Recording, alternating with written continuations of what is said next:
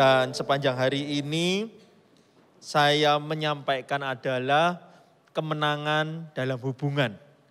Bagi Bapak Ibu,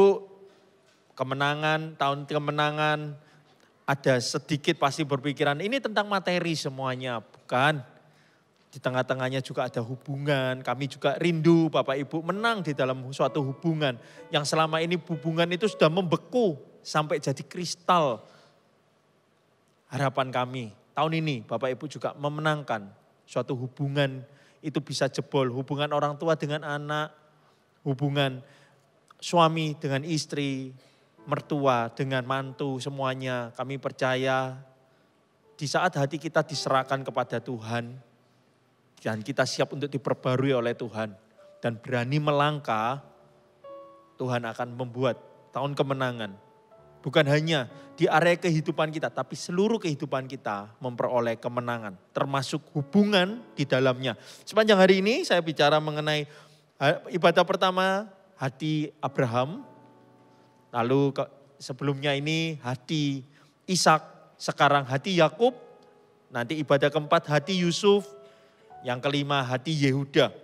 Dan saya mau menyampaikan kemarin kami berkesempatan boleh mengadakan sebuah kebaktian yang bersama-sama orang tua, bersama anak di tempat ini, merayakan Valentine bersama-sama. Jadi anak-anak kemarin voltage merayakan Valentine-nya bersama orang tua di sini. Dan ada sesuatu hal yang disampaikan oleh praktisi pendidikan adalah sesuatu kehidupan yang sedang dihadapi anak-anak kita. Yang tidak mudah tentunya. Mungkin bagi kita itu kan hanya sosmed. Tapi bagi mereka itu merupakan penerimaan. Dilakukan eksperimen, sosial eksperimental. Itu adalah anak-anak ini di chatting di sosial media mereka dengan foto-foto orang yang cukup rupawan mukanya. Ganteng. Ini kebetulan perempuan yang dilakukan eksperimen sosial ini. Dan ternyata Bapak Ibu, ini eksperimen bukan dilakukan di sebuah negara berkembang. Ini dilakukan di negara maju. Bukan negara Asia, tetapi negara selain Asia, negara maju. Ada 5 contoh, tapi yang saya lihat 1 contoh saja. Anak itu benar-benar merespon loh, dikatakan, ditunjukkan fotonya semuanya, lalu dijak mulai chatting. How are you? Usiamu berapa? Nah, itu ditimpal balikin. Ketemuan yuk, kita beneran ditemuin. Di park, di taman, itu ditemuin. Lalu saya nggak sempat lihat videonya tapi disampaikan bahwa ada video yang menjelaskan eksperimental itu adalah anak-anak ini diundang masuk ke mobil orang yang tidak dikenal. Dan anak-anak ini anak-anak remaja loh. Bukan anak-anak yang masih usia 4 tahun, 5 tahun yang hanya diiming-imingi permen, diiming-imingi snack akan ikut. Bukan. Ini anak-anak remaja. Dia muda ikut seperti itu.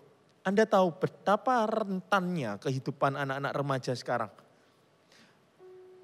Waktu eksperimen yang naik mobil itu, pada saat setelah naik mobil, mukanya ditutupi oleh kain hitam.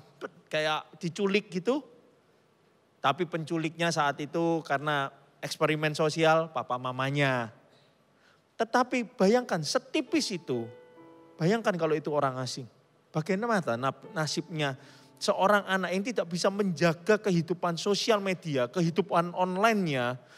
Begitu riskannya seperti itu. Bapak Ibu, inilah yang dihadapi oleh anak-anak kita dan cucu-cucu kita mungkin yang di sini udah punya cucu. Itulah yang dihadapi.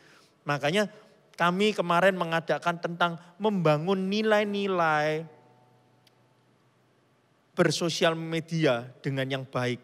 Kita nggak bisa menghindarkan anak-anak kita dari, tidak boleh terakses dengan internet semuanya. Ya mereka nggak akan mengikuti kemajuan zaman. Tetapi yang benar adalah bangun hidup mereka. Mereka bisa mengatakan ini benar, ini salah. Ini aku boleh ikuti, ini aku tidak boleh ikuti. Ini tidak baik. Ini baik, ajar itu maka Bapak Ibu nanti sampai usia lanjut anak-anak Anda bisa menjadi orang-orang yang engkau bisa percayain dengan kehidupan mereka. Dan Nanti tanggal 1 Maret ada Bible Study yang akan diadakan.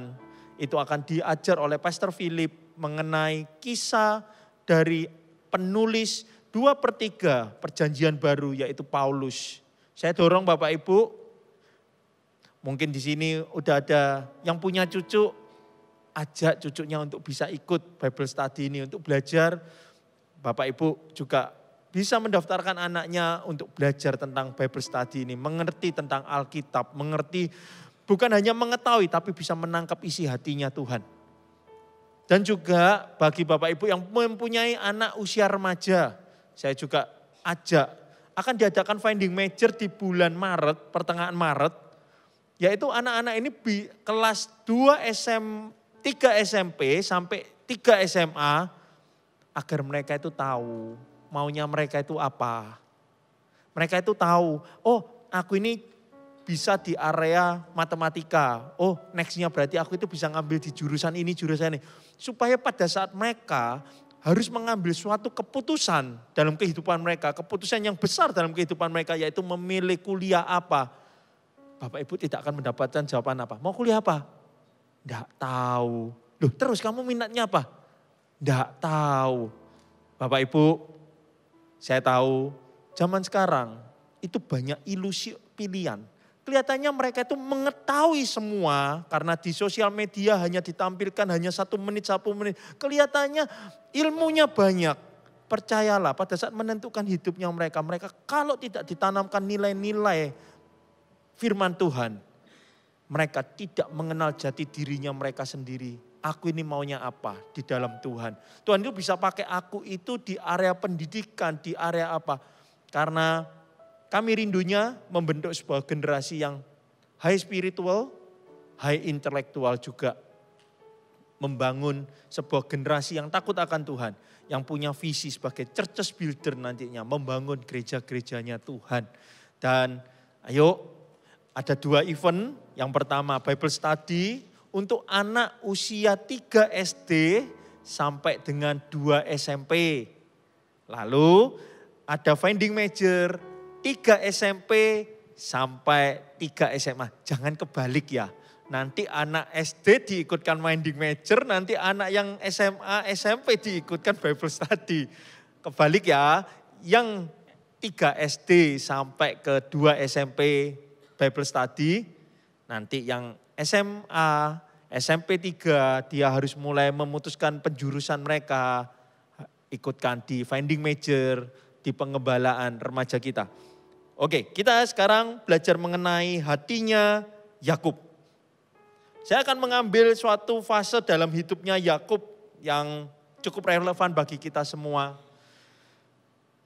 Dalam saya coba memecahkan kehidupan orang ini, apa sih yang menjadi kendala dalam setiap hubungan, baik di keluarga, di pekerjaan, di komunitas, maupun di masyarakat secara umum. Yaitu yang pertama, kurangnya komunikasi yang efektif. Bukan efisien ya, efektif aja. Jangan ada efisiennya, kalau efisien tuh irit ngomongnya. Yang penting efektif tapi nggak ada pembicaraan yang intim, jangan. Tapi yang efektif ya. Efektif itu artinya pendengar dan yang bicara dan yang mendengarkan itu bisa mendapat informasi yang sama. Seringkali percekcokan itu terjadi, kendala-kendala dalam hubungan itu karena yang bicara tidak jelas, yang mendengarkan itu hanya mendengar. Bapak Ibu harus tahu bedanya mendengar sama mendengarkan. Saya tanya, Bapak Ibu tadi mendengar lagu di mall, di koridor depan mall enggak? Mendengar kan? Ada lagu. Tapi saya tanya, lagunya lagu apa? Pasti sebagian besar kan mengatakan, enggak ngerti lagu apa. Karena itu hanya mendengar, bukan mendengarkan. Kalau orang mendengarkan tuh gini, aku akan fokus mendengarkan ini lagunya apa. Percayalah kalau saya tanya, tadi mendengarkan lagu apa? Mendengarkan lagu apa? Oh aku tahu lagu ini yang menyanyi ini. Judulnya ini. Itulah bedanya mendengar sama mendengarkan. Hari ini terutama suami istri, saya rindu komunikasinya adalah mendengarkan, bukan mendengar. Yang seringkali jadi kendala adalah gini, aku kan sudah ngomongin kamu. Iya sih, tapi kamu ngerti nggak aku ngomong apa? Ya lupa sih, aku nggak dengarkan sih tadi waktu itu. Itu loh, itu yang sering jadi kendala di dalam suatu hubungan. Baik keluarga, anak dengan orang tua, mantu dengan mertua, itu yang menyebabkan kita nggak selesaikan malah jadi jurang nantinya. Nah, lalu yang kedua, egoisme dan kurangnya empati. Kita sering hanya memikirkan, oke, solusinya adalah aku cenderung egois untuk diriku. Kok enak aku yang harus ngalah? Belajar tadi kehidupannya Ishak. Ishak itu mau mengalah. Pergi, ya aku pergi. Tanpa perlu ada perkelahian apapun. Dia mau mengalah, dia melihat sesuatu yang lebih besar dalam hidupnya. Lalu yang ketiga, luka batin dan pengalaman masa lalu. Ini yang bisa menyebabkan kendala orang hidup di masa lalu. Ini akan saya bahas dalam kehidupannya Yakub hari ini. Dan yang keempat, ketidakseimbangan antara kewajiban dan hubungan. Rasanya merasa tidak adil. Perasaan diri ini, aku diperlakukan tidak adil, aku ini tidak berlakukan tidak adil. Dan terus itu digaung-gaungkan, itu akan menjadi kendala dalam hubungan. Dan yang kelima adalah perbedaan nilai dan prinsip hidup yang terlalu jauh sudahan. Ini yang kita berusaha jaga. Setiap orang yang akan menikah, anak-anak muda di GMS ini akan kita challenge prinsip-prinsip dan nilai-nilainya. Jangan sampai menjadi gap yang terlalu jauh dan itu akan menjadi jurang juga nantinya. Saat namanya cinta sudah mulai cinta yang eros ya, mulai lapisannya lepas, mulai gitu. Dulu kamu gak gini loh, ya dari dulu gitu, saking karena kita ini dibungkus oleh ya karena aku cinta kamu, karena aku cinta kamu. Makin hari cintanya itu akan melihat kok kayak gini ya prinsipnya orang ini ya. Prinsip dan nilai itu penting. Jadi perbedaan prinsip dan nilai itu harus dipikirkan bagi yang masih mencari pasangan hidup. Jangan hanya melihat fisik, tetapi lihatlah prinsip dan nilainya sama apa tidak. Kalau ini sudah berbeda, maka untuk bisa langgeng itu butuh waktu yang lebih lama dan butuh usaha yang lebih keras. Kita belajar mengenai bagaimana sikap Yakub hatinya dalam menghadapi fase kehidupannya yang tidak mudah. Salah satu fase yang dalam kehidupannya yang dia paling takuti. Bapak Ibu, ada orang yang suka konflik, ada orang yang menjauhi konflik. Ada orang yang berani menghadapi konflik. Itu yang paling betul ya, orang berani menghadapi konflik. Jadi saya bagi tiga ya, saya bagi tiga tidak ada di slide, saya bagi tiga. Ada orang yang suka konflik, itu juga enggak boleh. Berarti suka konflik, suka bikin konflik, itu tidak baik. Orang yang berani menghadapi konflik dan orang yang menghindari konflik. Bapak Ibu tahu posisinya di mana? Harap dijadikan, kalau yang suka konflik tolong dijadikan menjadi orang yang berani menghadapi konflik. Kalau orang yang menghindari konflik, naikkan menjadi orang yang berani. Tadi saya ngomong apa ya? Orang yang menghindari konflik, naikkan menjadi orang yang berani menghadapi konflik. Ya, Yakub itu salah satu orang yang paling menghindari konflik. Sampai dia itu penuh dengan tipu muslihat di kepalanya. Banyak akal-akalannya. Kita lihat di Kejadian 32, ayatnya yang kelima sampai ke ayat kelima. Saya bacakan kelima dulu. Ayatnya yang ke-6 langsung. Ke-6 sampai ke-9. Kemudian utusan-utusan itu kembali kepada Yakub dan berkata, kami telah sampai kepada Esau saudaramu dan ia pun sedang dalam perjalanan menemui engkau bersama 400 orang. Yakub merasa sangat ketakutan dan tertekan. Ia lalu membagi orang-orang yang bersama dia beserta kambing dombanya, lembu dan untanya menjadi 2 rombongan. Sebab pikirnya, jika Esau datang menyerang rombongan yang satu sehingga terpukul kalah, rombongan yang tersisa akan luput. 9, kemudian berkatalah Yakub, ya Allah Abraham kakekku dan Allah Ishak ayahku, ya Tuhan yang telah berfirman kepadaku, pulanglah ke negerimu serta kepada sanak saudaramu, aku akan berbuat baik kepadamu. Stop sampai sana. Ini di fase kehidupan Yakub. Yakub itu harus pulang menghadapi ketakutan terbesar dia di dalam hidupnya, menghadapi Esau. Ini masa lalunya dia. Jadi hari ini orang-orang yang punya masa lalu, hadapi. Itu Esau-Esaumu. Jangan berpikiran, Daud ini pandai orangnya. Saya percaya orang yang sangat-sangat punya hikmat dan hikmatnya agak kebabas menjadi banyak tipu muslihat. Yakub ini orangnya sangat cerdik. Sampai dia itu bisa gini, orang itu datang dengan 400. Di tengah-tengah ketakutannya dia itu bisa punya akal. Kalau gitu tak bagi aja 2 rombongan. Pertama rombongan, kalau ada apa-apa, nanti yang satu masih selamat. Tidak salah dengan pikiran ini. Tetapi apa yang membenarkan hatinya adalah di ayat ke-9. Dia datang kepada Tuhan dan dia dengan confirm nantinya.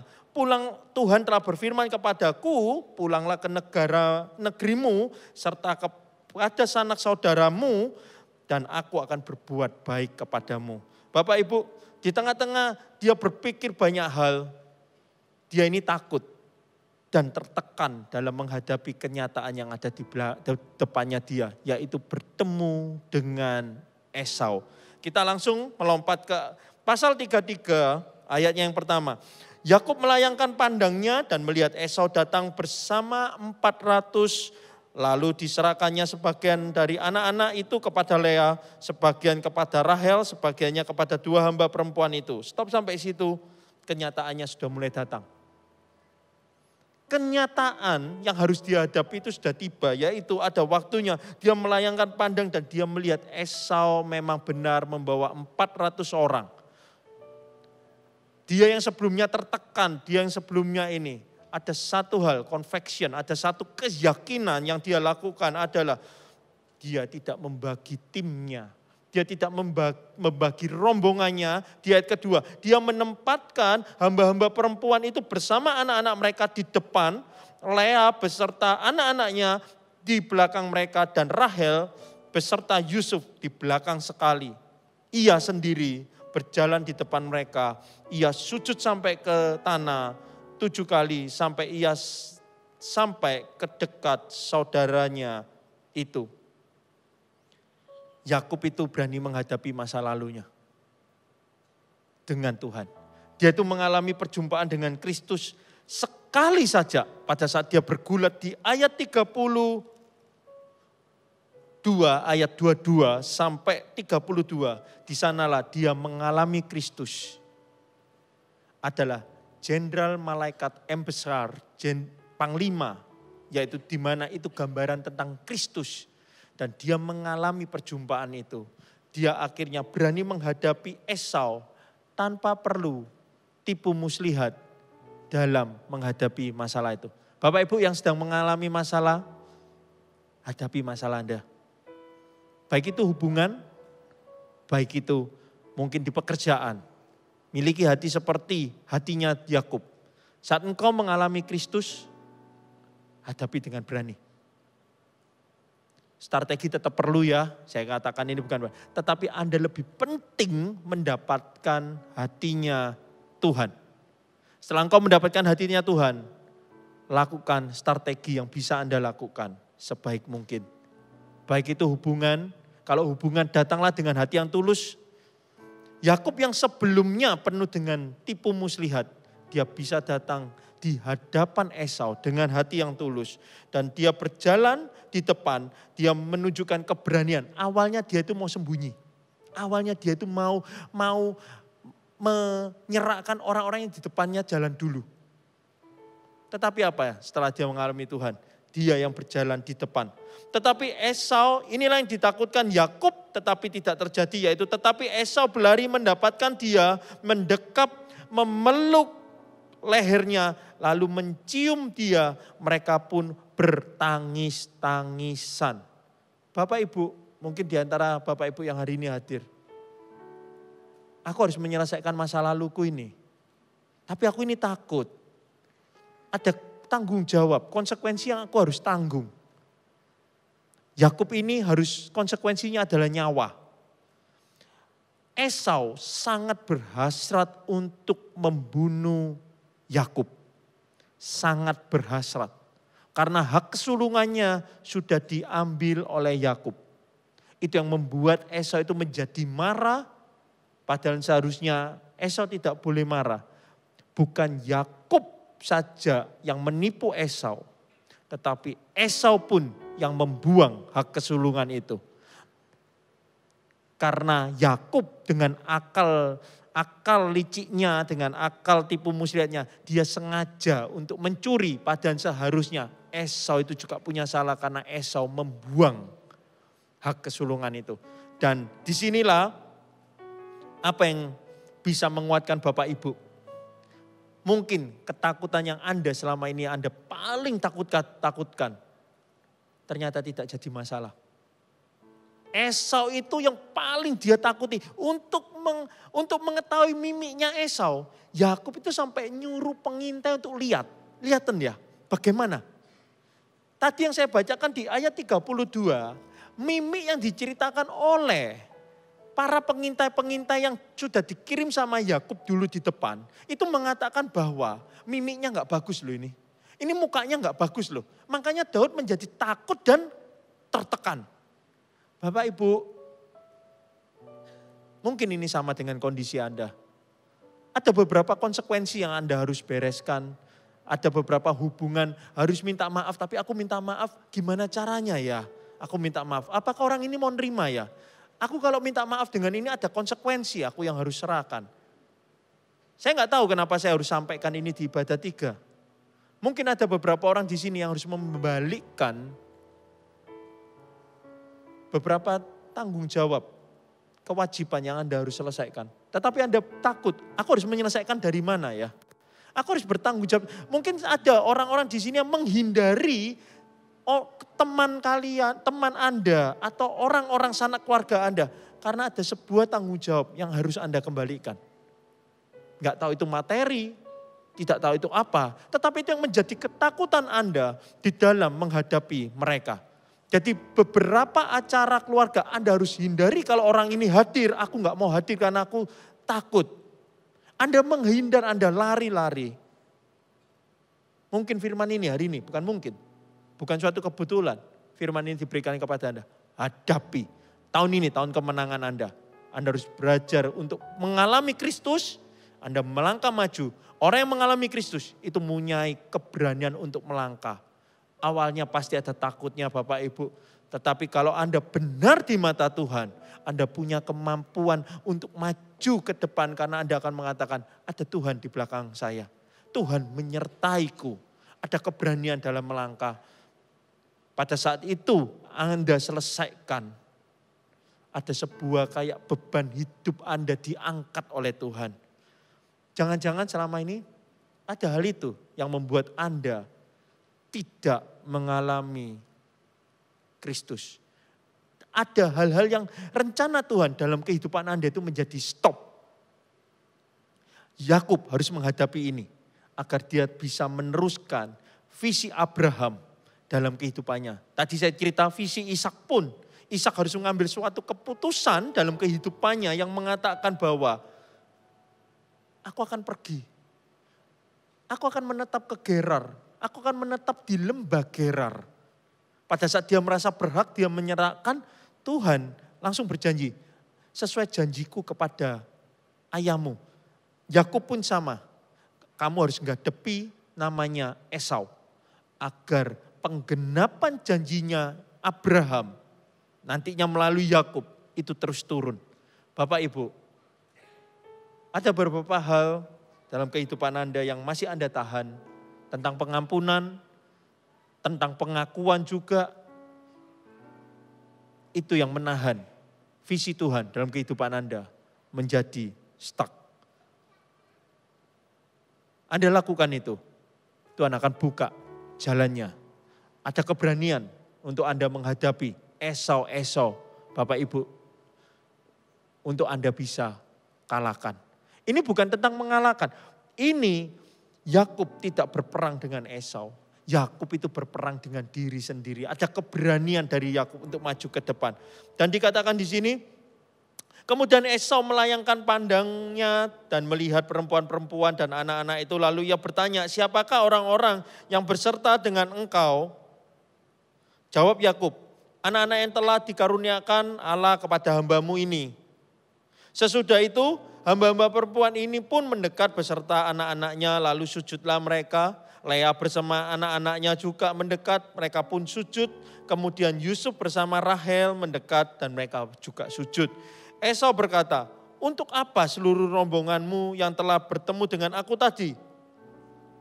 Jawabnya, untuk mendapat kemurahan hati tuanku. Tetapi kata Esau, yang ada padaku sudah banyak adikku, biarlah yang ada padamu tetap milikmu. Bapak Ibu, kita bisa belajar apa yang Anda takutkan? Belum tentu semenakutkan itu. Anda hanya perlu keberanian bersama Tuhan. Apa yang ditakutkan oleh Yakub tidak ada yang terjadi. Dia sudah mengatur ini, dia sudah mengatur itu. Apakah ada yang terjadi? Dia sudah memberikan rencana upeti untuk Esau untuk mengampuni dia. Saya yakin Yakub itu pasti jaw dropping itu menganga, melongo mulutnya. Melongo karena ini enggak sesuai pemikiranku loh ini. Aku sudah berpikir lembu ini tak kasihkan, domba ini tak kasihkan, hamba ini aku kasihkan ke Esau. Agar aku dapat pengampunan, aku berusaha untuk mengatur kata-kataku. Enggak taunya namanya Esau mengatakan, untuk apa seluruh rombonganmu ini telah bertemu? Dan inilah jawaban Esau yang berapa tahun yang lalu mengatakan, aku akan bunuh Yakub itu. Karena dia sudah merampas aku. Inilah jawaban Esau, yang ada padaku sudah banyak adikku. Dipanggil adikku. Biarlah apa yang ada padamu tetap milikmu. Saud Yakub, janganlah kiranya demikian. Jika aku mendapatkan kemurahan hatimu, terimalah pemberianku dari tanganku. Karena melihat wajahmu saja bagiku serasa melihat wajah Allah dan engkau berkenan kepadaku. Ekspresinya Yakub itu ekspresi kegirangan. Bapak Ibu pernah enggak mengharapkan, terutama anak kecil ya, paling saya bisa membayangkan anak kecil itu biasanya kalau berbuat kesalahan, itu kalau papanya pulang, ini pengalaman pribadi ya, disclaimer ya. Kalau papanya pulang dan kita habis melakukan kesalahan, misalnya ada kaca pecah, piring pecah atau gimana, perabot rumah yang rusak, itu mendekati jam pulangnya itu rasanya itu jantung semakin berdebar. Semakin jam 5 dekati jam pulang papa itu jantung itu semakin berdebar. Pada saat papa pulang masuk ke rumah, kita kayaknya berusaha papa jangan sampai ngelihat barang itu ya, jangan sampai ngelihat barang itu. Aduh gimana ya, kita berusaha nutupi, kita berusaha. Dan papa pada saat ngelihat misalnya meja makan itu kacanya pecah. Duh, mejanya kenapa ini? Nada mulai naik, ekspresi kita mulai takut ya, berusaha menjelaskan apapun. Lalu kita ngomong, aku yang mecahkan. Nah itu papa, oh gak apa-apa tangannya, gak apa-apa. Ya udah kalau gitu. Ekspresinya Daud itu, kalau biasanya anak kecil setelah disampaikan itu, bicaranya biasanya cenderungnya banyak. Betul gak? Yang pernah merasakan jadi anak kecil katakan, ya saya ngerasakan gitu langsung cerita. Iya Pak, tadi tuh ya Pak ya. Ya bukan gak sengaja tapi kita bisa bercerita banyak. Inilah yang dialami Yakub. Yakub itu tidak menyangka dengan responnya Esau. Dia berpikir dia bakal menghadapi banyak hal. Inilah responnya Yakub adalah dia itu bercerita banyak. Terimaan persembahanku ini. Aku ini harus kamu terima ya. Sujudku ini terima. Karena aku itu betapa bersyukurnya. Saya katakan, janganlah kiranya untuk melihat. Terimalah pemberianku dari tanganku. Karena melihat wajahmu saja seperti melihat wajah Allah. Ini seperti anak kecil yang kegirangan. Melihat wajahmu itu kayak melihat wajah Allah. Karena dia tidak memikirkan breakthrough yang bakal terjadi itu seperti ini. Bapak Ibu, ada belakang-belakang itu.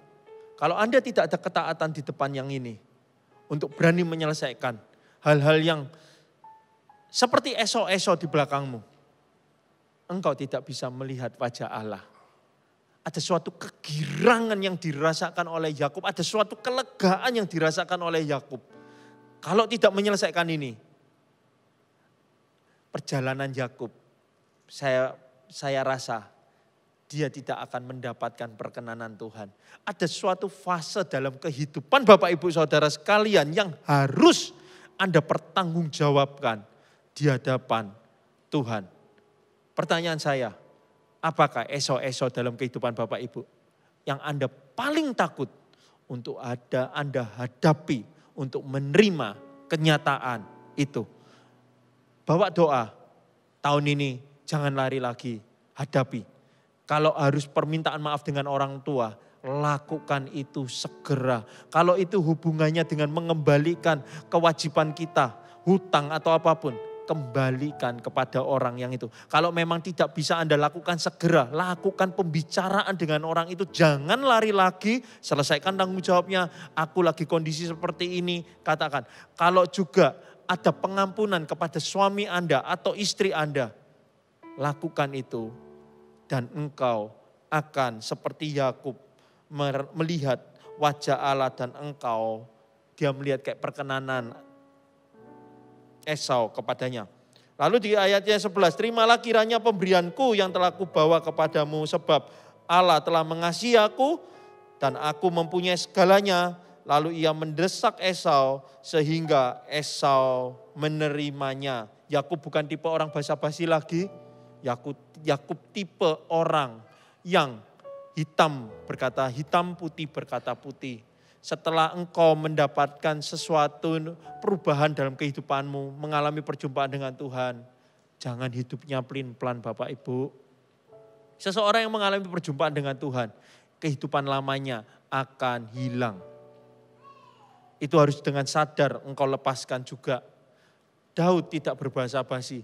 Harta ini memang Yakub ini memang memberikan hartanya kepada Esau. Sebagian yang sudah disiapkan, dia mengatakan tidak basa-basi, Tuhan mengasihi aku. Dan ia mendesak Esau sehingga Esau menerimanya.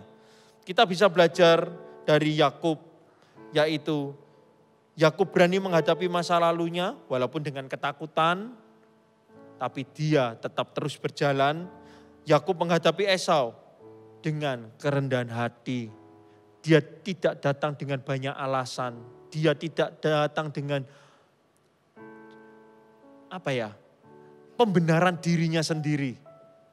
Dia datang dengan hati yang berani bertanggung jawab.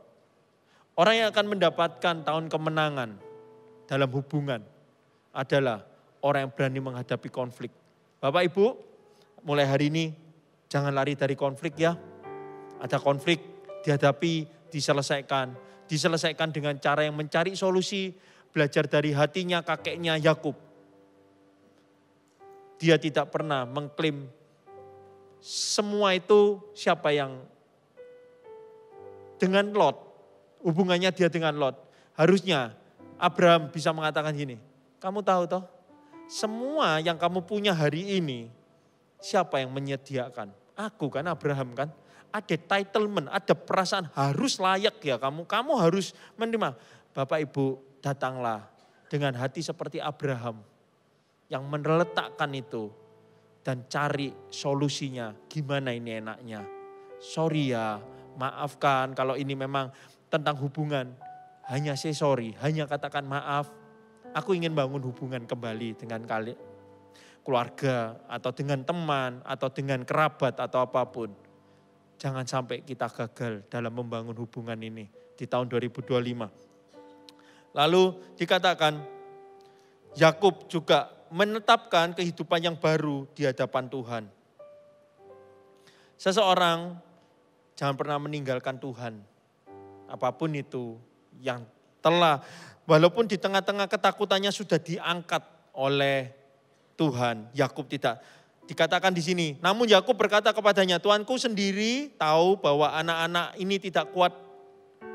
Lagi pula aku beserta ada kambing domba, lembu yang masih menyusui. Jika dipaksakan 1 hari saja, seluruh kawanan ternak ini akan mati.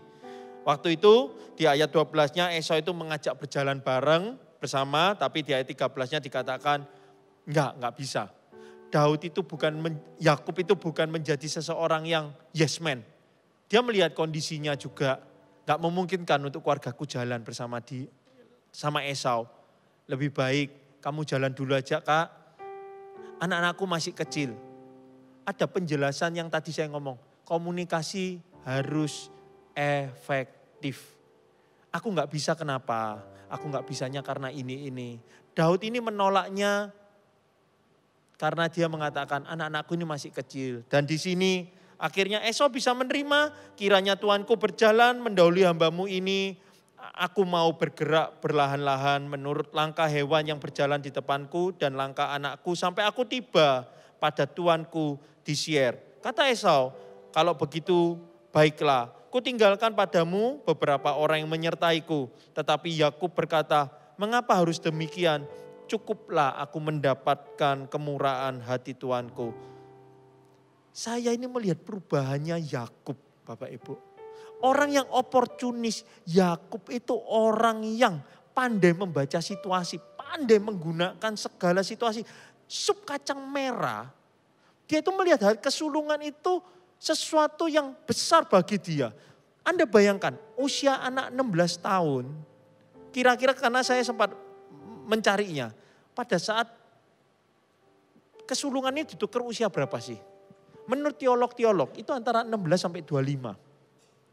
Anda bayangkan, andai kata kita ngomong anak usia 16. Anak usia 16 sekarang aja kalau ditanya, ayo barter yuk, mau tuker apa? Anak-anak zaman sekarang pasti ngomongnya, mau tuker sepatu, ayo mau tuker apa? PS5, game-game semuanya, ayo mau tuker apa? Paling, ayo tuker aku karakter yang di game. Ini bisa mengatakan, tuker aku dengan hak kesulunganmu. Daud itu orang yang bisa, Yakub ini orang yang sangat-sangat bisa melihat kesempatan. Apa yang dia diberikan kesempatan oleh Esau? Yakub itu diberikan kesempatan, tak kasihin orangku ya untuk jaga kamu. Dia katakan, gak usah, cukup kemurahan hatimu. Bapak Ibu, untuk menang di tahun 2025 secara hubungan, jangan jadi orang gampangan ya. Dapat kemurahan hatinya orang, ya. Semua orang dijawab, iya. Ayo, nanti tak kasih kesempatan gini. Ya aku mau, nanti gini, ya aku mau. Jangan mudah seperti itu ya. Harus bisa kita itu ngambil posisi, bukan segalanya mau. Yakub di sini diberi kesempatan, tak kasihin orangku. Gak perlu, nanti kita ketemu di Seir, orangku sudah banyak. Hati-hati di sini, ada beberapa bantuan. Seharusnya Anda tidak perlu mendapatkan itu. Tetapi Anda berutang budi karena tanda kutip keserakan kita. Anda seharusnya gak butuh bantuan itu. Jangan mudah untuk menerima bantuan orang lain. Saya ini diajarin waktu khotbahnya Pastor Philip adalah kalau membantu orang jangan diingat. Tapi kalau bantuan orang jangan asal iya. Bapak Ibu, belajarlah kita di tahun 2025. Bukan menjadi orang yang sombong ya, saya katakan dibantu, enggak mau, ini enggak. Tapi jangan menjadi orang yang gampangan. Relevansinya apa sih? Mungkin ada relasi bisnis yang mengatakan, ayo tak pinjemi dana yuk, pakai aja buat muter. Kalau Anda enggak butuh, jangan dikeskan. Begitu juga, saya perlu sampaikan ini. Kalau relasi Anda di perbankan ngomong, Pak bagus loh, kredit poin Anda bagus, mau saya cairkan. Kalau tidak butuh, tidak perlu dikeluarkan. Jangan menjadi orang semuanya serba iya. Belajar dari seseorang yang oportunis tiba-tiba digantikan oleh Tuhan setelah mengalami Tuhan. Menjadi seseorang yang sangat-sangat bijaksana. Dia mengatakan, cukuplah aku mendapatkan kemurahan hati Tuanku saja. Dia tidak mau apa-apa karena dia tahu, Yakub tahu bahwa apa yang dia lakukan itu akan berhubungan dengan masa depannya, keturunannya. Kenapa dia tidak menerima bantuannya Esau agar suatu hari keturunan Esau tidak akan menagihnya.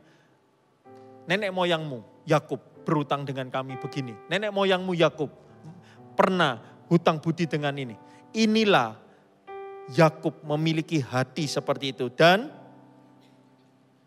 pada hari itu juga Esau melakukan perjalanan pulang ke Seir, namun Yakub berangkat ke Sukot, lalu mendirikan rumah baginya dan membuat gubuk-gubuk itu untuk ternaknya. Itulah sebabnya tempatnya dinamai Sukot. Saya suka dengan hal ini. Esau ke Seir, Daud ke Sukot. Apa relevansinya? Yakub, maafkan saya kok lagi kepalanya dari tadi Daud terus. Yakub. Sukot dan Seir bukan kota yang sama. Kalau memang sudah tidak bisa sejalan, berpisahlah baik-baik.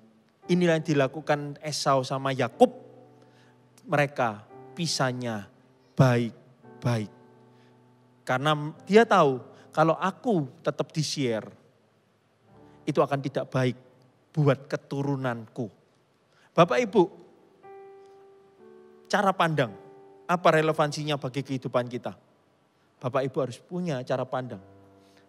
Aku berbuat ini, dampaknya ke keturunanku ini apa? Itu orang yang punya cara pandang yang lebih jauh. Aku berbuat ini. Kalau dia takut dengan Esau, dia akan ngomong, kalau gitu aku juga akan ikut ke Seir. Tetapi setelah dia pemberesan dengan Esau, dia tetap punya pendirian. Aku akan ke Sukot. Dan inilah yang dilakukan Yakub. Yakub mendirikan mezbah.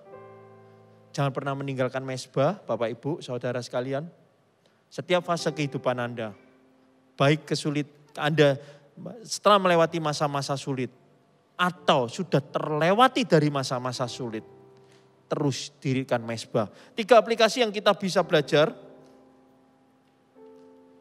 Dan inilah kita belajar dari Daud, yaitu berani menghadapi masa lalu dengan iman dan kesiapan. Siaplah untuk setiap jawaban, tapi majulah berani untuk dengan iman untuk maju ke depan. Yang kedua, berani menghadapi orang lain dengan kerendahan hati dan dengan sikap berdamai. Yang ketiga, berani membangun kehidupan yang baru dengan Tuhan setelah rekonsiliasi. Setelah terjadi rekonsiliasi, bawa hubungan yang sudah dipulihkan itu ke dalam hadirat Tuhan. Dan inilah kita belajar dari membangun rekonsiliasi adalah mendirikan mezbah, adalah komitmen baru dalam hidup di dalam kehendak Tuhan. Saya ajak jemaat Tuhan, engkau melihat bahwa setiap pemulihan dalam keluarga Anda, hari ini firman-Nya sepanjang hari ini saya mengajak, hidup Anda bukan hanya untuk diri Anda sendiri, tetapi Anda keluar dari zona nyaman Anda. Mungkin Anda nyaman dengan tidak berbicara dengan seseorang bertahun-tahun. Tapi apakah Anda tahu bahwa keselamatan mereka itu ada di tangan kita? Anda punya visi yang lebih besar. Aku harus ngejak bicara orang. Mungkin aku bisa mendiamkan ini seumur hidup. Tetapi orang ini belum kenal Tuhan. Apakah aku bisa seegois itu ya? Hanya memikirkan egosentrisku tanpa aku bisa menyelesaikan ini. Belajarlah seperti Yakub. Yakub itu harusnya tidak ketemu Esau pun dia bisa menghindari. Hanya terus berlari-lari. Tetapi Yakub tidak mau berhenti di dalam hal itu. Karena jika dia melakukan itu, visi Tuhan yang diberikan oleh Abraham, Ishak, dan sampai posisinya di Yakub tidak akan digenapi. Itu akan stop hanya ceritanya sampai Ishak. Tidak ada nanti ceritanya Yakub ke bawah. Bapak Ibu, Anda kalau melihat Alkitab, semua kehidupan tokoh-tokoh di Alkitab itu tidak ada yang tentang dirinya. Mereka memiliki visi yang lebih besar. Kehidupannya itu bermanfaat bagi orang lain. Kehidupannya pun memiliki visi yang lebih besar. Hari ini saya beri Bapak Ibu visi yang besar. Kalau Anda harus memaafkan orang atau meminta maaf dengan orang, lihatlah keselamatannya. Tapi kok dia udah terima Tuhan kok. Harusnya itu. Biarlah dia melihat kasih Tuhan dengan orang-orang sesamanya. Ternyata ada kasih Kristus ya di kehidupannya kita. Biarlah kasih Tuhan terpancar melalui kehidupan kita. Apalagi kalau orang itu belum kenal Tuhan. Biarlah hidup kita tidak menjadi batu sandungan. Mari saya undang setiap tim Praise and Worship maju ke depan.